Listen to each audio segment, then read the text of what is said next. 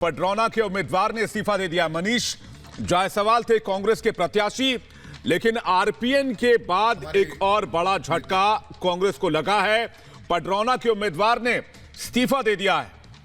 तो बड़ी खबर इस वक्त आपको बता रहे, कल इस्तीफा दिया था आरपीएन सिंह ने, जो पडरौना से ही आते हैं, और आज आप देखिए कांग्रेस ने वो प्रत्याशी जो पडरौना से उतारा था उसने भी दे दिया है इस्तीफा। यानी भागम भाग कैसे कांग्रेस में मची हुई है ये देखने को मिल रहा है। विश्वास नहीं है या फिर कई ऐसी बातें हैं कांग्रेस के अंदर कि वो संगठन को नहीं मजबूत कर पा रहे, लोगों के बीच जो उनका भरोसा है वो नहीं कायम कर पा रहे, और इसीलिए किस तरीके से एक के बाद एक इस्तीफे हो रहे हैं। कल आरपीएन सिंह ने इस्तीफा दिया जो पडरौना से आते हैं, और आज कांग्रेस ने पडरौना से जिस प्रत्याशी को उतारा था उन्होंने भी इस्तीफा दे दिया। हमारे नेता कुंवर आरपीएन सिंह जी हैं, जो आज उन्होंने कांग्रेस पार्टी की जो संगठनात्मक व्यवस्था है उस व्यवस्था को उन्होंने उसका तिरस्कार करते हुए उन्होंने भारतीय जनता पार्टी की संस्था ज्वाइन की है। चूँकि हम लोग के नेता हैं तो नेता के साथ ही हम लोग पार्टी छोड़ रहे हैं। कांग्रेस छोड़ने का मेरा बड़ा निर्णय इसलिए है कि हम लोग के नेता हैं कुंवर आरपीएन सिंह, जिनके सानिध्य में मैं पडरौना विधानसभा का चुनाव लड़ा था, और चुनाव की प्रक्रिया भी लगभग मैंने पूर्ण कर ली थी। और चुनाव की पूर्ण करने के बाद भी चूंकि हमारे नेता का जब सम्मान नहीं है तो फिर हमें इस पार्टी में रहने से कोई मतलब नहीं है। तो मनीष जायसवाल को आप सुन रहे थे, कांग्रेस के प्रत्याशी हैं, और कांग्रेस के प्रत्याशी ने यह कहा कि जब हमारे आरपीएन सिंह ने इस्तीफा दे दिया कांग्रेस से और उन्होंने कांग्रेस का विरोध किया, इसलिए हम भी उनके समर्थन में इस्तीफा दे रहे हैं। मनीष, इस वक्त मनीष जायसवाल हमारे साथ जुड़ गए। मनीष, आपने इस्तीफा क्यों दिया और कांग्रेस को क्यों छोड़ दिया आपने?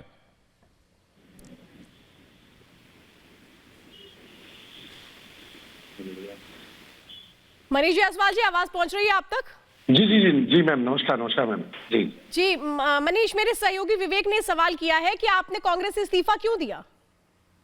मैम, क्योंकि मैं कुंवर आरपीएन सिंह जी हमारे लोग के राजनीतिक गुरु हैं, जिनके सानिध्य में मैं पडरौना विधानसभा की राजनीति करता हूं, और चूंकि उन्होंने मेरी कांग्रेस में सदस्यता कराई थी और विगत 6 से 8 सालों से मैं उन्हीं के नेतृत्व में राजनीति करता हूं, और उन्होंने जब उनका पार्टी में सम्मान नहीं रहा तो इसलिए वजह से मैंने अपनी पार्टी से इस्तीफा दिया।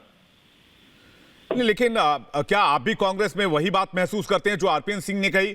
उन्होंने कहा कि 32 साल पहले मैंने सियासत शुरू की, कांग्रेस का साथ दिया, बहुत लड़ाई लड़ी, लेकिन कांग्रेस अब वो पार्टी नहीं रह गई। निश्चित रूप से मैम, ये ऐसी स्थिति है, तभी हम लोगों ने इस्तीफा दिया है। लेकिन आपको तो कांग्रेस ने प्रत्याशी बनाया था।